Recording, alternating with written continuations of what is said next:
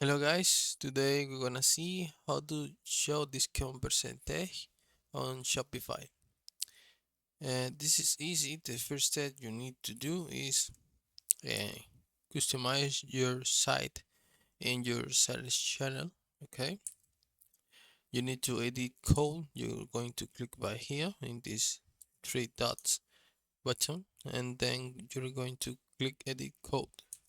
Once you once you open your editing page, you're going to find right here this car.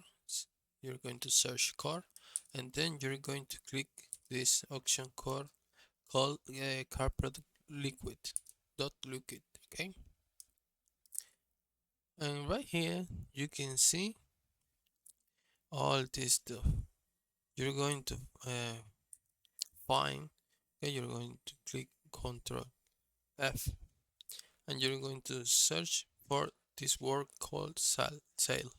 Okay, and then in this line you're going to delete this line, and then you're going to paste this code right here. Okay, and then once you do that, you're going to save your code, and right here you can see your product has uh, the percentage. Okay, it's very easy.